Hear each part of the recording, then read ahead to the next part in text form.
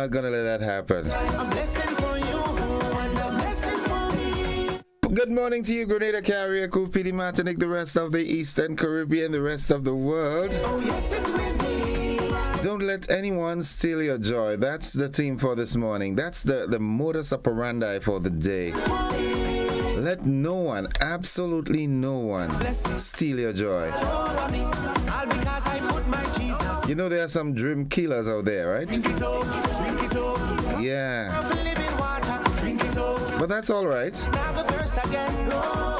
Yeah, that's all right. Stop from Protect your dreams from them, okay? my blessing will be. You gotta know who you're telling what An overflow. and what you're telling whom.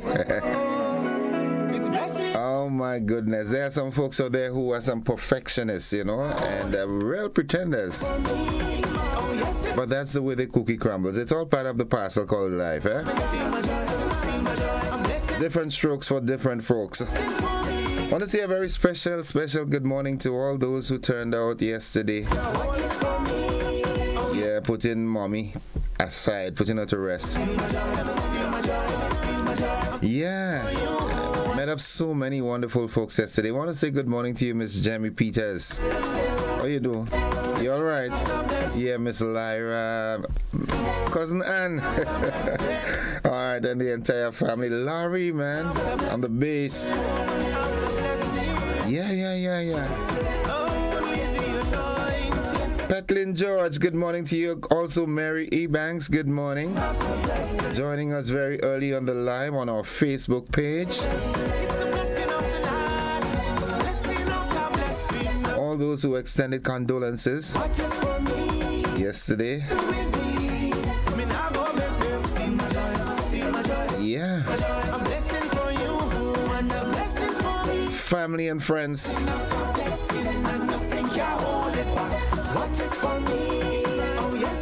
Good morning to the Kwazotis. Yeah, Uncle Claude and Uncle Auntie Bernice. Good morning to you all. Good morning to my dad, Joe. How you doing? Yeah, hold strong, Pappy. Hold strong. Miss Annie and the entire home circle. Micah, my brother, what's up? Hope you're doing fine. Yeah, Miss Joseph that, introduced herself yesterday. Cuz, good morning to you. Wonderful. Pastor Carlton George and family, good morning to you. How are you, bro? I must confess you've grown. Yeah, you're, internationally acclaimed now, man. Keep up the good works. I remember the good old days of, having quarterly. And the George group would sing Carlton, Eon, and Devon. Good morning to the entire George family. Leslie G, good morning to you and the family, man. Yeah. That's the way the cookie crumbles.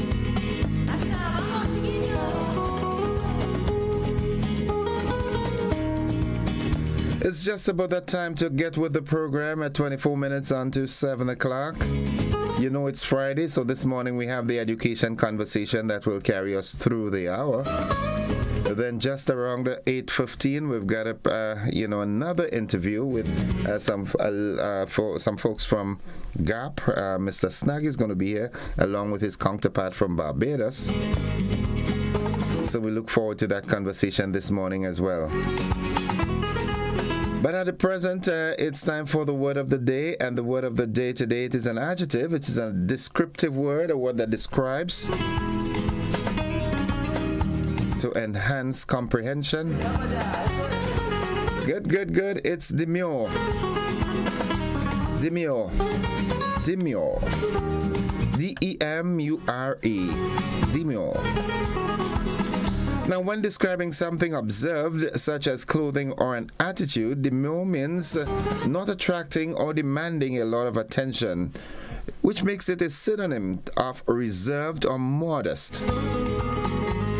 Now, when used to describe a person, it's usually applied to a girl or woman.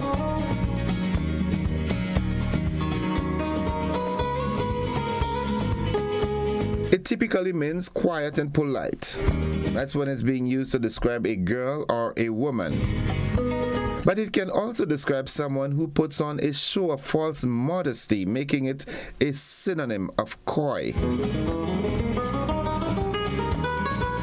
Not Milton. Good morning, Milton Coy, and the wonderful folks on the Sister Isles of Carriacou and PD Martinique. Good morning to you. Morning, Gailey. How you doing? How is Girl and Snowy and Tumble and Rumble? Shondell and Cheryl, good morning to you all also. All the wonderful folks in Carriacou, good morning. Now, here's how we can use the word. It's an elegant gown that with a demure neckline. The girl greeted her parents' dinner party guests with a demure courtesy. Yeah, courtesy. Nice. 22 minutes on to. Let's head on now to Nadisha's favorite part of the day. And of course, I sort of aligned and assigned things. All right, once I'm doing the thought of the day, all the folks in Crowshoe, Pomrose, Latant, Cafe, Bacalet, they come to mind. Mama Can. So good morning, Nadisha. Good morning to the Holmes family out there in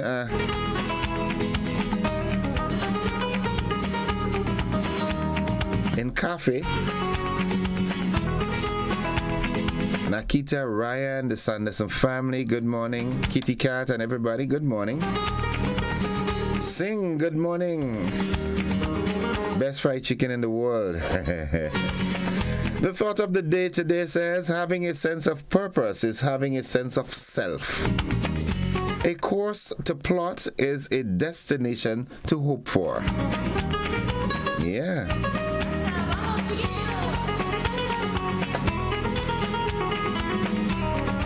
Of course, good morning to the congregation, the pastor and congregation at the Westerhall New Testament Church of God, Pastor Laurie and family, and by extension, the church family. Good morning.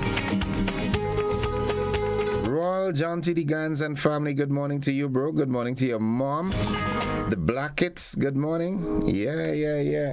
All right, folks, GBN's Gospel Challenge is back with a bang, and this year, 2023, we've got the Mogo edition, music of Grenadian origin.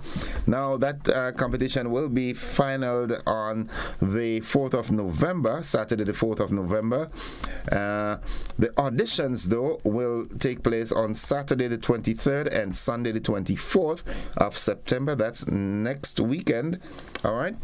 It starts at 10 a.m. and runs through 1 p.m. both days right here at GBN's television studio. You can call 440-3033 to pre-register.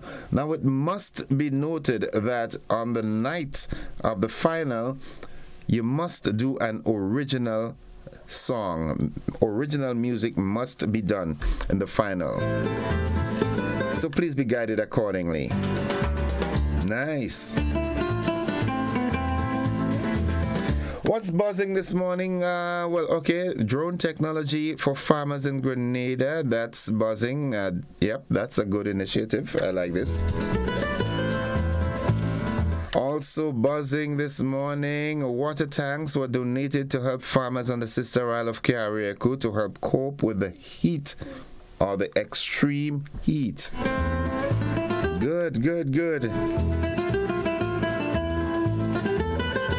Sargassum has returned, and the government and people of Japan have donated a boat capable of clearing the sargassum. You know what that is, right? The seaweed, all right, that comes down at this time of year. I don't know how many of you have noticed it, right? But if you're traveling like in an airplane, and you can see the blocks of the seaweed floating down. Wow. Remember going to Barbados, and it was, you see, it's like you look at it from the air and it's like an island that's moving.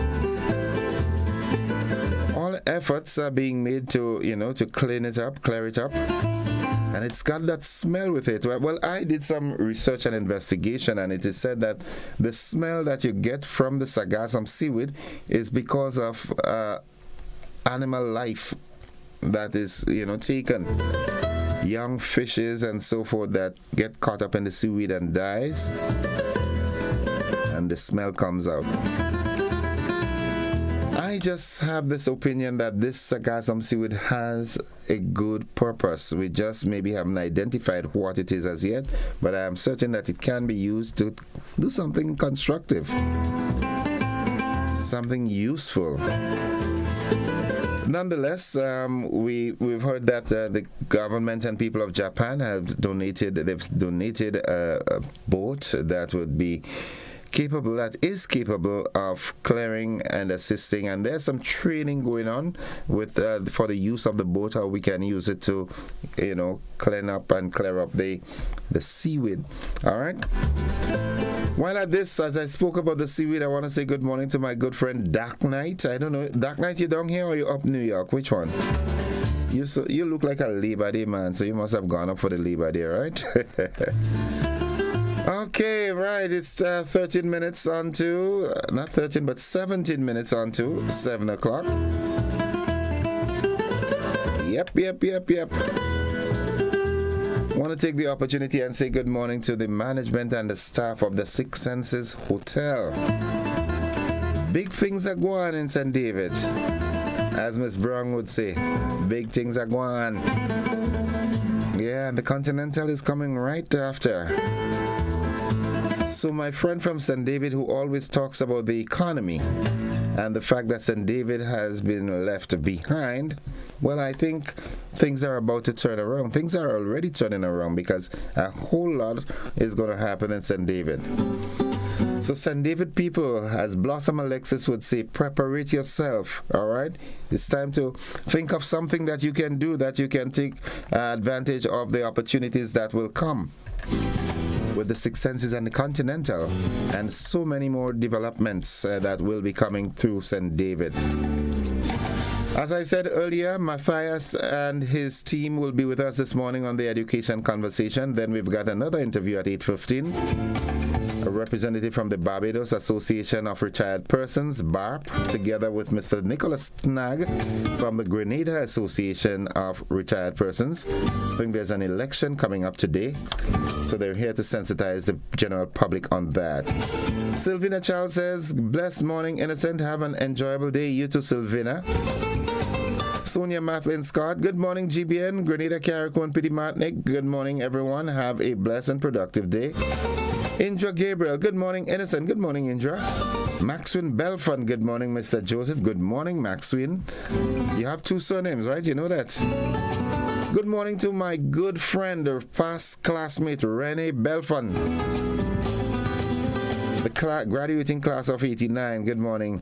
Veronica Sandy says, good morning, Gordon, Innocent, Joseph, Grenada, Carriacou, and Pity Martinique, and everyone, a blessed Friday to you. Thanks much, and same to you. Let's see what's happening on our WhatsApp platform. Yep, let's see what's happening here. Right, someone says, okay, let me see what that person says. Yeah. Okay, I would like, okay, no, that was from yesterday. I cannot read that. Okay. All right, folks, those of you who are with me on the Classic Network, we've got the AM edition of News, Sports, and the Weather coming. Those of you on the television network, we've got a rebroadcast of last evening's television news. Before I run off, Princess Kwasi says, good morning, Innocent. Good morning to you, Princess. I wish I knew all these people. Oh, I want to say good morning to this gentleman who visited me yesterday, a very wise Indian man. He just came and he said, I was told someone is here to see me, and when I went out, there was this, wise Indian man. He said, I listen to your program every morning, and I just want, the Holy Spirit sent me to give you some kudos and some love up and so forth, and he brought me some books that I should read. Good morning to you, Mr. Patel and family. Thanks for the visit yesterday. All right? These are the things that make me feel, how should I say it? They make me feel that I'm doing something That is appreciated. He came all the way to look for me, and that is worth more than money, folks. Yeah, I always, whenever I go to a job interview and they ask me how much I want to work for, I said it's not only about the money, but telling your employees that this is a job well done. Money can't pay for that. The money is important too, but yeah. All right, so good morning, folks. We've got to do that break. We've got the AM edition of News, Sports, and the weather coming. Stick and stay with us.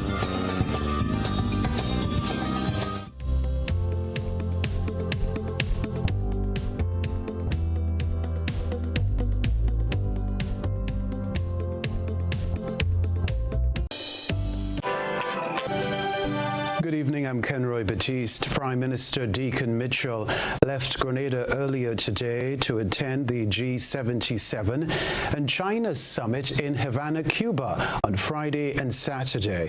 The Prime Minister will join other Caribbean heads of government and several world leaders for high-level discussions around the theme, the current challenges of development, role of science, technology, and innovation. Prime Minister Mitchell is scheduled to return to the state on Sunday. In the meantime, Finance Minister Dennis Cornwall has been appointed acting Prime Minister in the absence of Prime Minister Mitchell. Well, in order to accelerate action on the impacts of climate change in small island developing states like Grenada, Britain is now working with the Green Climate Fund to scale up response to the climate crisis with even greater speed by providing financial support. British Prime Minister Rishi Sunak at the gathering of the G20 leaders in India on September 10 and 11 announced that his country will contribute £1.62 billion to the second replenishment of the Green Climate Fund, GCF, covering the period 2024 to 2027. The GCF is the largest global fund dedicated to supporting developing countries reduce global emissions and helping communities adapt to the effects of climate change. The pledge is part of the delivery of Britain's commitment announced at COP26 to spend £11.6 billion on international climate finance between 2021 and 2026. It represents a 13% increase on Britain's previous contribution to the GCF for the period 2020 to 2023. Responding to requests from Caribbean leaders, Britain also launched a call for research proposals on sargassum seaweed. Recent influxes of sargassum seaweed threaten the region's marine ecosystems, economy, and public health. Britain invites partners to submit proposals for up to £300,000 before October 10, 2023. Other news, amidst the growing popularity and use of drones for various purposes, including agriculture, search and rescue, and surveillance, the Agriculture Ministry is getting on board with the latest technology. You see, technical officers in the ministry are being trained in drone technology. The rest of the details in this report. The Ministry of Agriculture and Lands, Fisheries and Cooperatives is receiving support from the Food and Agriculture Organization, FAO, to introduce drone technology to improve the efficiency of the work done by technical officers. In the agricultural sector, drones have the potential to revolutionize farming practices, enabling farmers and technical officers to monitor crops, assess soil conditions, and identify areas requiring attention. To ensure the successful integration of drone technology, the Ministry is collaborating with the FAO to provide comprehensive training to technical officers. The training program focuses on equipping officers with the necessary skills to operate drones effectively and safely. Participants will learn about drone flight operations, data collection techniques, and data analysis. Additionally, they will receive training on maintenance and troubleshooting, ensuring that they are well equipped to handle any technical issues that may arise. The implementation of drone technology brings numerous benefits to the agriculture sector. Drones can cover large areas of farmland quickly and collect high-resolution imagery, enabling technical officers to identify potential crop diseases, nutrient deficiencies, or pest infestations. This early detection allows for timely interventions, reducing crop losses and increasing yields. Furthermore, drones can aid in precision agriculture by providing accurate data for targeted application of fertilizers and pesticides, minimizing waste and environmental impact. The introduction of drone technology in Grenada's agriculture sector showcases the government's commitment to embracing innovation and leveraging technology to enhance productivity. By collaborating with the FAO, the Ministry of Agriculture, Lands, Fisheries and Cooperatives is ensuring that technical officers have the necessary knowledge and skills to utilize drone technology effectively. This partnership serves as a testament to the importance placed on sustainable and efficient agriculture practices in Grenada. The training is facilitated by Sudesh Bartha, who is Director of GIS CAD Limited, one of the Caribbean's leading providers of geospatial engineering design software solutions, fleet management, and GPS tracking solutions in both the public and private sector markets. Reporting for GBN News, Beverly Telesford. Management of Inter-Caribbean Airways has announced a new collaboration with the government of Grenada, offering employment opportunities for Grenadian citizens to take up positions around the region in various areas of the airline's operations. A two-day recruitment drive will be held at the Greenery Room of Radisson Grenada Beach Resort on September 27 and 28 as part of a new collaboration with the government of Grenada. We can tell you too, the collaboration follows the launch of the inaugural Inter-Caribbean Airways new ATR 42 service on the Grenada to Barbados route in March of this year, featuring a total frequency of 11 services each week.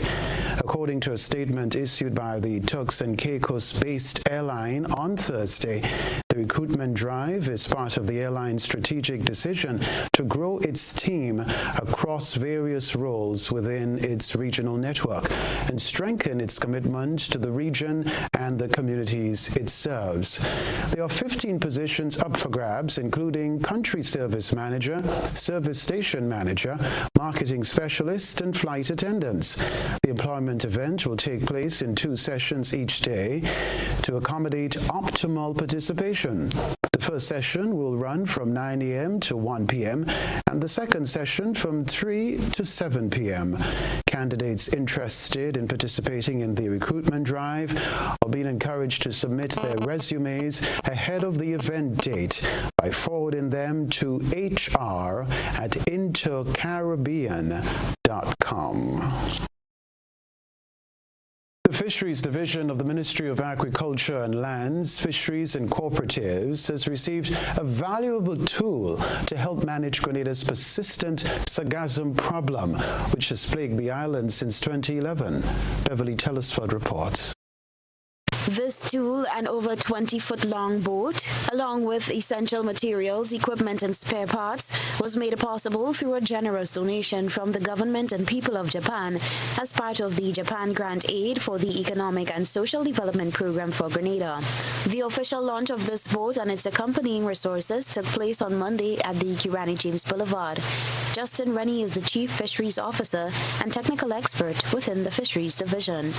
The boat is to do with the whole issue of the sargassum cleanup within our coastal waters. For many years, since 2011, we have had a phenomenon of sargassum washing across our shores, not only Grenada, but the entire Caribbean region, even as far up as Miami, Florida. And it has posed significant problems for our fishing industry, for local communities, as well as our tourism sector. And as a result, a project was negotiated with the government of Japan since 2020 to actually donate the boat to engage in a cleanup. Rennie says a collaborative approach will be taken to clear the sargassum. The Grenada Solid Waste Management Authority plays a critical role in terms of that project.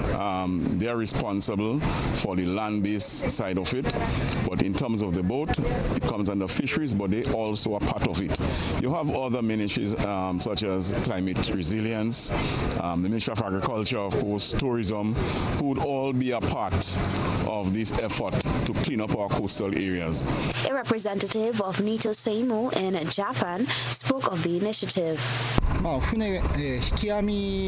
We deliver the boat and fishing gear to catch the sargasso, and to know that exactly that how the sargasso affects environment and here, and also that fish juvenile together with sargasso, so which kind of the fish species is together with sargasso. The $2.3 million project will ensure that the issue is managed effectively, and to ensure the success of this initiative, a training session was organized for the staff of the Fisheries Division, Grenada Solid Waste Management Authority, local fishers, boat operators, and marine mechanics immediately following the launch. Reporting for GBN News, Beverly Telesford. From the sister island to Grenada's city center and onto the rural countryside, a transformational journey to combat gender-based violence is weaving through the nation.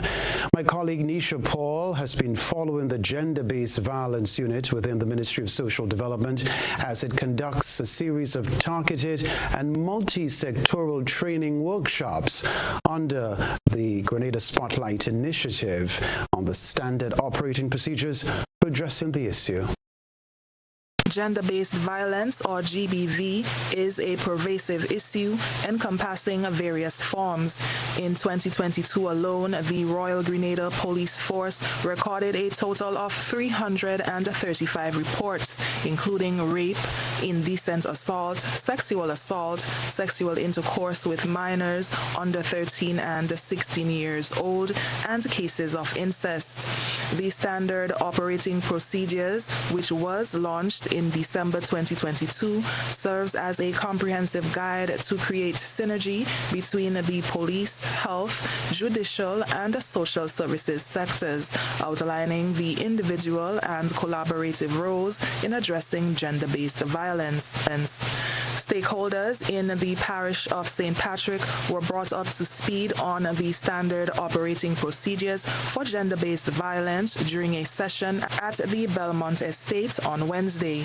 Training facilitator and consultant Mrs. Jacqueline Seeley-Burke said access to services has been identified as a major challenge in rural communities. I mean, we did a session, for example, in Carriacou, and Carriacou is really fighting to ensure that there is, some semblance of equality in how victims and survivors will access all of these essential services. And it really comes down to resources, yes? In that, as you move into St. George, where there's, density of population and where the hub of activity is happening, that's where government is located. There's just physical proximity to the infrastructure, that you're finding that getting services might be a little easier, still not where it should be, but a little easier in the urban areas, in the towns, as opposed to as soon as you start moving further and further away from that central location.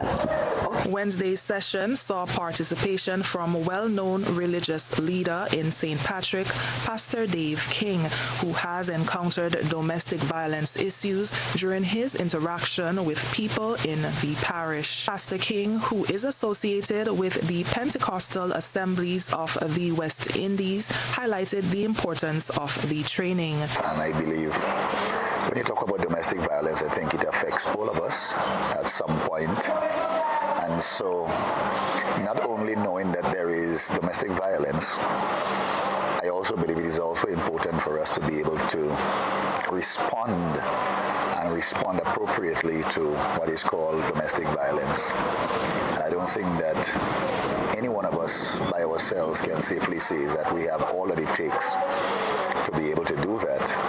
And so we are very grateful to have persons who are experts in the field to communicate and to to share with us. Meanwhile, head of the Gender-Based Violence Unit within the Ministry of Social Development, Nicole Neva-Pitt, said the expected outcome of the training is to have a better cohort of personnel to select from for a coordinated system to address the issue of gender-based violence. And the thrust is to set up a subnational committee comprising of response teams within all of the parishes. So these multi-sectoral teams within the parishes, which comprise of representatives from the health, social, police, justice, and civil society, are to be tasked with addressing the issue of gender-based violence within the parish. And they are expected to form what we are calling the subnational committee. There will be a national coordinating mechanism.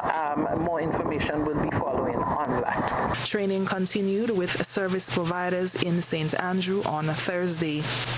The final session is carded for September 19th with service providers in St. David.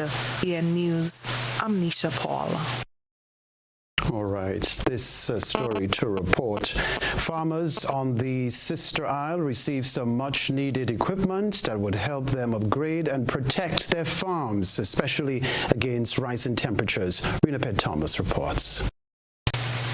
The state of Grenada continues to experience heat waves, which is becoming a concern not only for the lives of people, but also for livestock and crops. Farmers on the Sister Isle were presented with water tanks and other much-needed equipment that would help them to preserve their business against the heat. The equipment was donated by the Ministry of Carriacou and Petite Martinique Affairs as they aim to improve the agricultural sector on the island. Minister for Carriacou and Petite Martinique Affairs, Tevin Andrew, spoke of the initiative. Oftentimes our farmers are, not looked upon and not given the necessary support that they need. And sometimes some farmers are neglected. And this is why I decided to team up with the Division of Agriculture to ensure that some of these supplies get to some of the farmers that are oftentimes neglected. So certainly, I believe that the supplies will go a long way to help the farmers on their farms for water catchment, and of course to secure their farms with their animals and their plants. The minister reminded farmers of the importance of their role. So I just want to commend the farmers for the work that they're doing here in Carriacou and Petite Martinique to help us with our food security and to continue to feed us so that we can be healthy citizens. So farmers, congratulations, and I wish you all the best, and I hope that the supplies go a long way. The farmers thanked the minister and his ministry for their donation, saying it will go a long way. I highly appreciate this gesture. It will take me a long way, especially the water tank and the fencing. It will take me a long way on the farm. I still go say thank you very much. I want to say thanks on behalf of the minister for the little support. I appreciate it still. For GBN News, I am Rena Pett Thomas reporting. There are about 13 species of palm trees. One stands tall at the end of this evening's ISOL lens. Stay with us. A good eye captures all. GBN ISOL is brought to you by Clear Vision.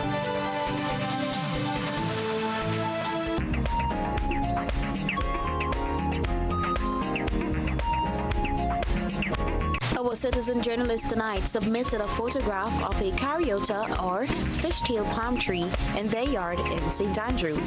Fishtail palm trees feature compound leaves that reach large sizes, as does the tree itself. One leaflet on the enormous tree features ragged edges that resemble the tails of a fish. Fishtails grow dense and full at a moderate rate until they reach a height of about 20 to 25 feet. This palm can be grown in full sun to part shade. The more shade, the slower the growth rate. Mature stems will eventually flower and produce inedible fruits as photographed. We thank our citizen journalists for that submission. Send us your photo and video submissions via WhatsApp at 405-3052 or our other social media platforms. There is a fire that rages in all of us. a deep desire to be the best that we can be. And sometimes that fire finds expression in words. Who do you think you are? Angela Davis? Winnie Mandela? Daddy, whether you like it or not, a new generation has arrived. We are here and we have come with a vision. You sure it's not television all you come with? The Fire to Dance, a new exciting full-length drama, written and directed by Chris DeRiggs and presented by Heritage Theatre. Opening Saturday 16th September at Grenada Trade Center and running for 2 weekends, 7 p.m. nightly with a star-studded cast. Come with me, Sophie. We have worlds to conquer. Come out and feel the fire in the Fire to Dance, starting September 16th. Don't miss it. This ad is sponsored by the National Lotteries Authority, supporting sports, culture, and nation building.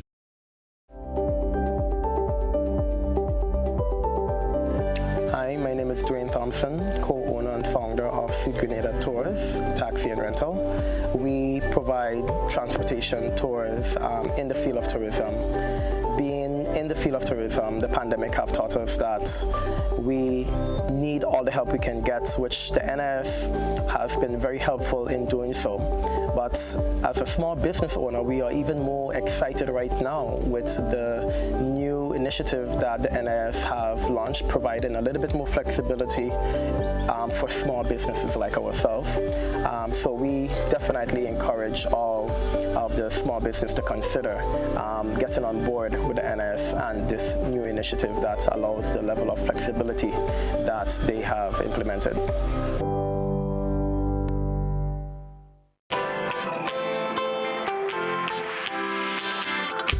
When you need someone to help you to your feet, I'll be that beacon to your highest peak. Oh, I'll be right next to you, no, I will never leave. Come on, take my hands, we got everything we need. Cause you can look to me whenever you're in need. Just call on me and I'll be on my way. I'll be by your side, never to divide, to light that shines our way. Wherever your road leads, we'll be right there with you. Wherever your road leads, we'll make your dreams come true. Next side, next side, next side, right next to you. Nexa Credit Union, with you wherever your road leads. Served Grenada for decades, we are the #1 and largest electrical supplier. Hi, welcome to Sunny Electrical. How may I help? We offer electrical wiring accessories, tools, and appliances for all residential, commercial, and industrial applications, which is what we are known for. And we expanded our products with new innovative ways to modernize your home. New homeowners will be captivated in our lighting showrooms. Some more pendant lights here. These are very multifunctional because they can work for kitchens, living rooms, bedrooms. We have a wide selection of lighting, ranging from indoor to outdoor and solar. We are also available for site visit services to assist you with selecting the perfect light for your forever home. We are located at Dusty Highway in Grenada, St. George. Sudden Electrical. Best value, expert advice, quality products.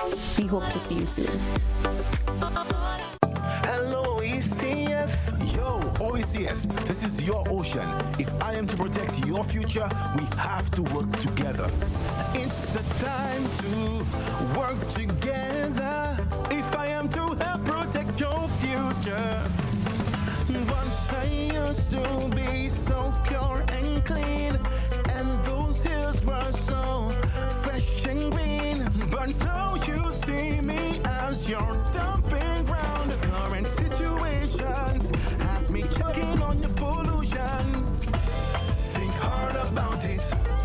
You will agree that really there is no you without me. Make the zero waste pledge, be responsible.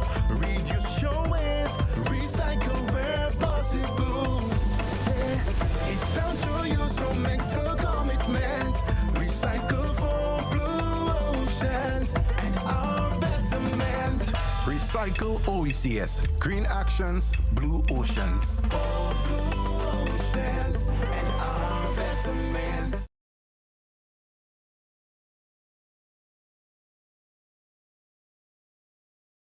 Your new Grenleg bill is even easier to read and still has all the valuable information you need to track and manage your usage.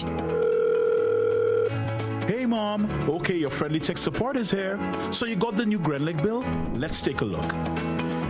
The new bill makes it even easier to see your bill total, the due date, and much more. And take a closer look. It actually is a lot easier to understand. Let me show you. You can still see exactly what the charges are for, but in a great new format, it even shows how the cost of generating and delivering the electricity to you is calculated using your actual usage. And Mom, let Lucy know she can check out Grenleg's new Understanding Your Bill video. Anyway, look who says hi, and see you soon. Your new Grenleg bill, easier to understand and easier to track your usage.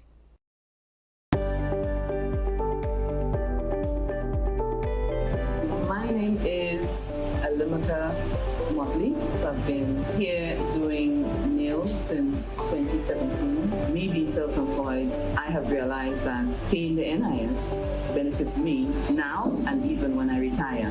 By the time I'm 65, I will be receiving contributions back from NIS. So I benefit because I'm self-employed. Anything can happen. If anything happens to you while you're at work, you've got a bad cold, you have the COVID, you have dengue, we have all these diseases that's plaguing us at the moment.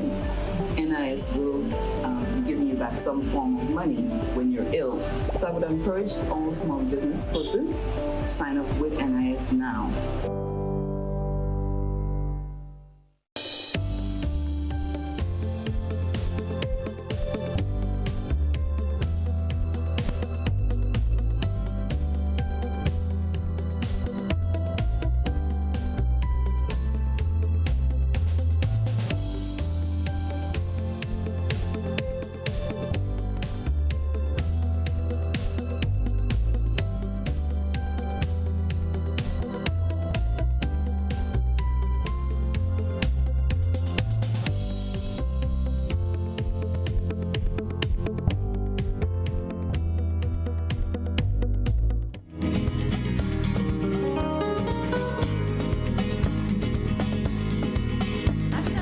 All right, welcome viewers and listeners.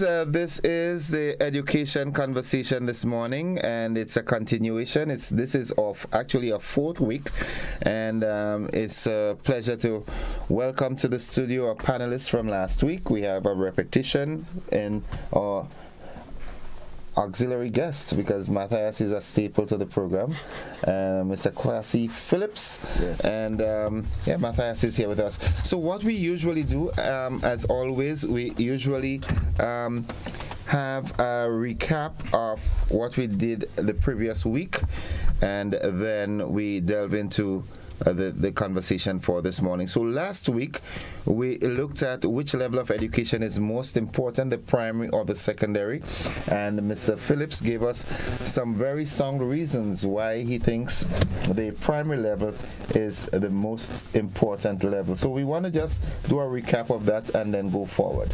All right. Okay, good morning. Good morning again. Good morning. Yes. Thank you for everyone who listened.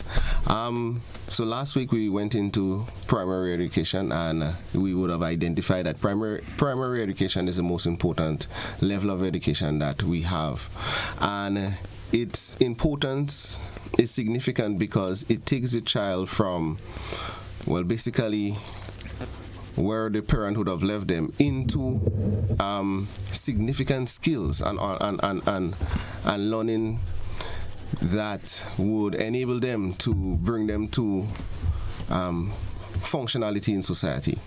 So we spoke about the cognitive skills, the metacognitive skills, and the affective skills that a child should have upon completing primary school. Being able to think and analyze on their own, and not just on their own, but being able to in themselves reason and find out why they haven't learned properly in a particular topic. The math and English skills is also significant. Being able not just to think in your language and reason in your language in your head, but being able to put it on paper sufficiently to communicate functionally with one another. Primary education should lead a child into being able to think, evaluate, reason, even to the point where that child should be able to synthesize, come up with new information. Primary school education should foster creativity in the child, because children are very creative.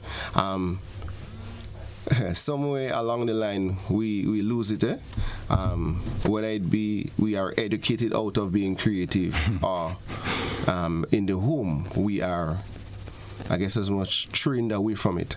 There are some of us who has it still, even into adulthood, but you know it's a skill that is either slaughtered, murdered, or something in the child. I have children, I watch and I love the creativity in them.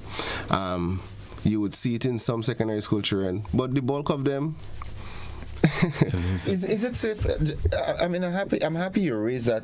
Is it safe to say that from a parental standpoint, the home standpoint, parents are too busy and preoccupied and do not have sufficient time to spend quality time with the children to really let the children explore, and as parents look at the children's exploration? Is it a case that parents have gotten so preoccupied with the struggles of the day and making two ends meet, as we say it, that when a child comes up with something creative, you doing your dishes or doing some house chores and you're already forecasting what your day is going to be like tomorrow, so you shut that child up? Is that one of the, is that plausible? It's possible that it is part of the problem, but I wouldn't say it is a whole problem, because you have to remember, culturally, we do not grow children that way. Okay, we grow children to. I don't feel we raise children with the idea that we are raising people into being adults. We're not raising them as adults for tomorrow. No, we raise them to basically be continuous children. Well, of course, I'm still my mother's child, and I'm an aged man, so technically, yes. So we would like the child to be quiet. We want most of our time for our personal thinking and reasoning. Our struggles of the day is those things we have to get over. So if the child makes up a new song somewhere along the day and sings it too much, maybe over our radio, it disturbs us from using our phone, what happens? We tend to shut up that child instead of helping that child to get a new song from it. So it's just a whole, it's just a cultural thing. Okay. Children should be seen and not heard. But that's how it was. Matthias? Well, I always like to make sure people understand the foundation we're coming from, the premise we're coming from as we talk about primary education. And the premise we're coming from, remember that education is life. Education is life. There's something else I want to point out, and an educator raised it with me after the program last week, and I think it's important to point out. When we are sharing primary education here, we are including preschool, early childhood segment also. As we talk about primary education, and Kwasi says that primary education is the most important, and I too think it's most important. We're not just talking from the time they enter grade 1. We're talking from 0. So people need to remember that, because the teacher that was communicating with me was saying she thought that early childhood education was most important, and I don't have to sell that to me, because I told her I just see I'm covering all of that under the child primary education. That is critical, because that's foundation of foundation. So and the implication there, I think we need to remember that. So if primary education is so important, then we need some really good persons handling business down there. And not only persons, but the programs have to be designed in such a way that it fosters the child for that purpose. Yeah. So you're talking about which level of education is most important, and I got 3 little quotes here. from educational sources that I wanted to share, all right? And it's all related to primary education. It says, this first one says, primary education we're talking about, it aims to ensure the development of children in order to keep their social, their cognitive, their cultural, emotional, and physical skills to the best of their abilities. Now, again, we spoke about the definition for education, and I noticed this person here is called the ED blog. That's the source we got it from. It's saying that the education, primary education, should foster the social development of children, the cognitive, which has to do with your thinking. Anytime we talk cognitive now, we talk about your thinking and your reasoning, your cultural development, your emotional development, and I would put next to emotional, spiritual, because life is material and life is non-material. There's a non-material aspect of us. So education should also cater to the non-material aspects of us, the development of those aspects of us. And then the physical also, which is and then the physical goes into a whole realm of health and wellness and that kind of thing that we sometimes exclude. So that's one side. Someone else also said primary education. Actually, this comes from UNICEF. And there's some important terms that they mention here. Primary education forms the bedrock of development.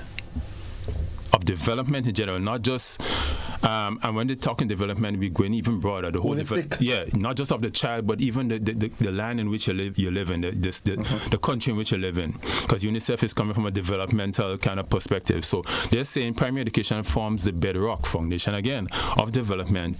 It is in primary school that children learn the foundational skills that prepare them for life, for work, and for active citizenship. And I think we forget those aspects. Those aspects are in our Education Act in terms of objectives for education. We forget that education is for life, education is for career-wise, and we also forget that education is for citizenship, prepare you to be a meaningful citizen and now we have to think of the world as a home. So meaningful citizenship, right, not only in Grenada, but in the region, in the world. And then the last one here comes from Lancer Army Schools. It says, the main role of primary education is to instill in children the ability to think critically, Kwasi mentioned that, to achieve high levels of living, to meet the difficulties of the technological innovation, and they're good at that because they're born in that era. And also to enhance, it comes up again, to enhance citizenship and fundamental values. Now, that values thing, I think we forget that a lot in our system, in education, because education has to include not just in knowledge, not just knowledge, and not just the academics of it, but understanding your core values. Values has to be part and parcel, because the decisions you make every day as you're on the road relative to life, that comes from your values. The decisions that Kwasi makes with his children and what to get them involved in, what not to get involved in, what to say, where to go, that comes from your values. So education has to focus also on values, just like you focus on the academics. So primary education is about trying to develop a well-rounded person, a holistic person. And you notice in none of these definitions it talks about the importance of passing a primary exit exam. That's really the focus of primary education, because it seems like that to be really the focus in our education system. In our system, it's like how well you can do on an exam. How well you can pass that exam. How well you can pass that exam. For example, the primary exit exam, CPEA, gets a lot of attention. Especially once you hit grade 6, it gets a lot of attention. But I would go out on a limb and saying that doing the CPEA and getting a high score in the CPEA and getting a high ranking in the island and all of that doesn't guarantee success at a secondary school, and it doesn't guarantee success at life. As a matter of fact, a person could not do the CPE exam and be a very successful individual. And if I'm happy you said that, right? Because I interacted with a goodly gentleman last week. I think I mentioned that last week, but I need to mention it again. In conversing with him, he was holding such a high level of communication, right? And it's while talking, he said, I did not go to a secondary school, and he is an ace engineer, a mechanic, mentioned that. So it shows that it's not about the exams. But he was prepared for life. Yeah, right. And that's what education should do. So when you're in primary school, try to give the child as many experiences as possible, wide experiences. And don't forget that child has to be developed emotionally, spiritually, culturally, socially, physically. So think about the whole child, you know, when and see how much you can do, and don't kill the creativity, as Kwasi was saying.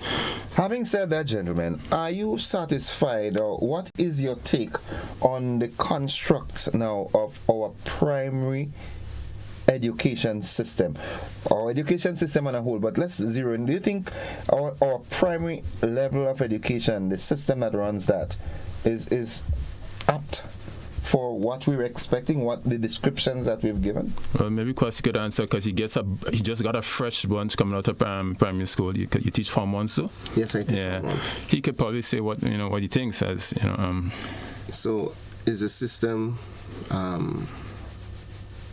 do the system cater for that? Yeah.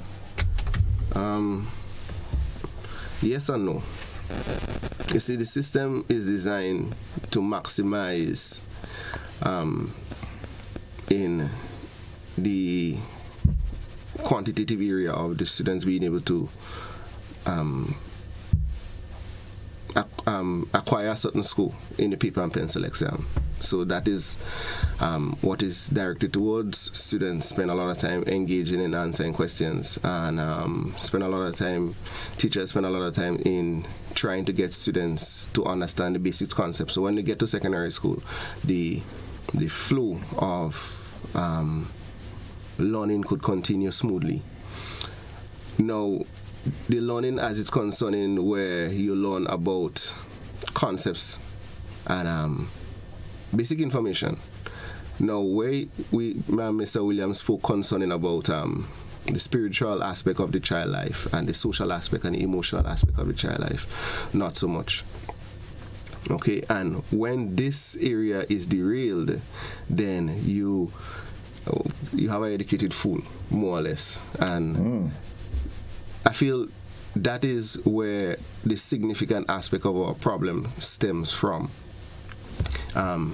The development of the holistic child. And I believe the planners would have seen that, and as a result, they try to put a lot of emphasis in health and family life education and local Grenadian history. These are things I see coming on stream now at the secondary school level. So with those things, the aim is, for example, I picked up the history book for Form 1s a few days ago, because one of our teachers has one, and I was reading through it.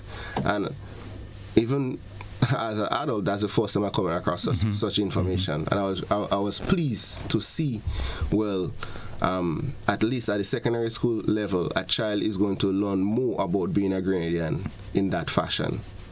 Okay, and I was really happy with it. So, well, now as we continue on that part of the primary school, the focus on spirituality, the focus on emotions, all those things should not be part of the curriculum being hidden curriculum, but it should be visual in planning, with textbooks, with teachers being well versed in the area of emotional intelligence, not just to be able to identify when something goes wrong or is happening with a child, but be able to help that child across the crevices or the trenches of emotions that is taking place with them.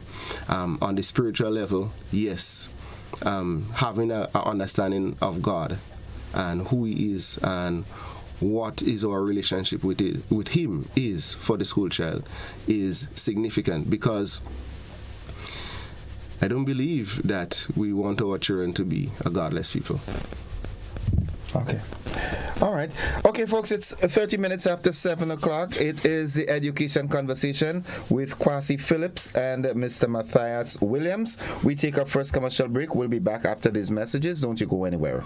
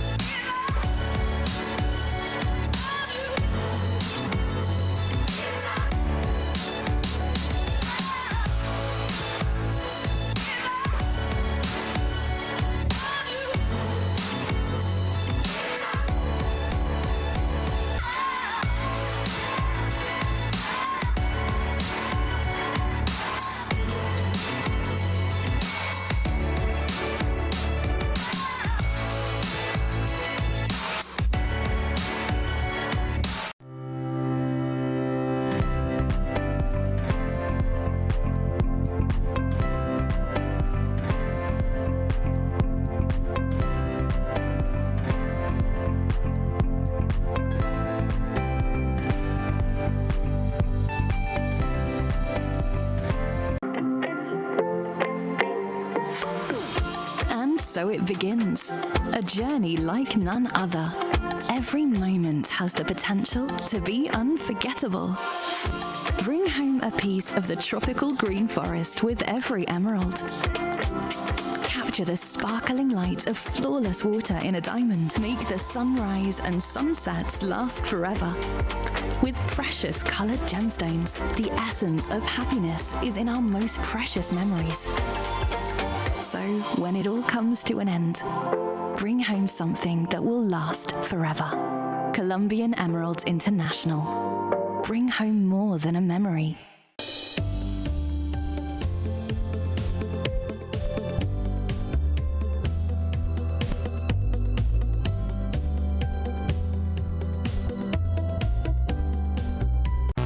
The biggest party in sport is back.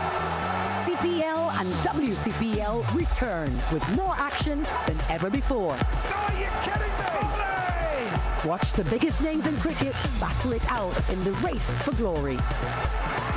Brilliantly. Celebrate some more. Get your tickets now at cplt20.com or at the box office. Join the party. Experience cricket played louder. Grenada's broadcast of Republic Bank CPL 2023 is made possible by Republic Bank. We're the one for you. The National Lotteries Authority, Grenlec, and Hard On Plus. Cricket fans, here's your opportunity to win 2 tickets to the Republic Bank CPL Final in Guyana, inclusive of airfare and hotel accommodation in the TV6 Republic Bank CPL Trivia Contest. There are also weekly prizes of tickets to the Republic Bank CPL matches and branded merchandise from TV6 and the Caribbean Premier League. To enter, simply download the TV6 app from the Google or Apple Store. Click on the TV6 RBL CPL Contest tab, answer the weekly trivia question, and submit your electronic entry form. It's that easy. So what are you waiting for? Download the TV6 app to be a winner.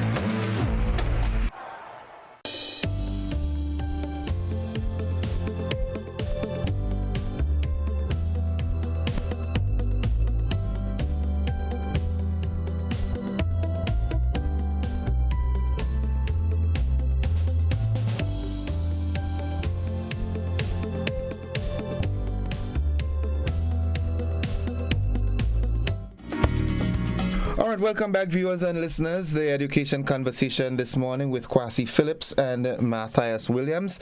And we were looking for last week, and thus far this week, we've looked at the primary school education, the importance of it.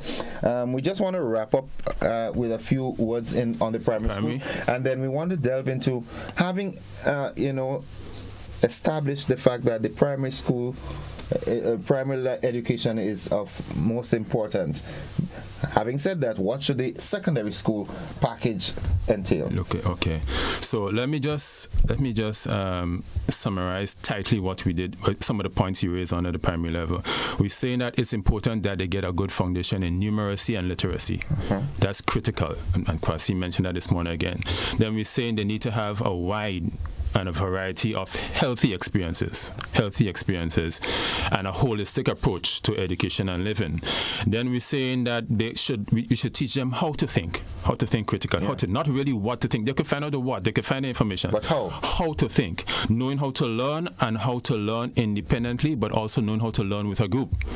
I think traditionally we struggle with teamwork, so you should understand how cooperative learning should also be taught, because you don't live in a world with you alone, just trying to make your own scenes and make your own. No, you have to learn how to work together also, but you also need to learn how to work independently, when sit down and work out stuff on your own, and when to work together.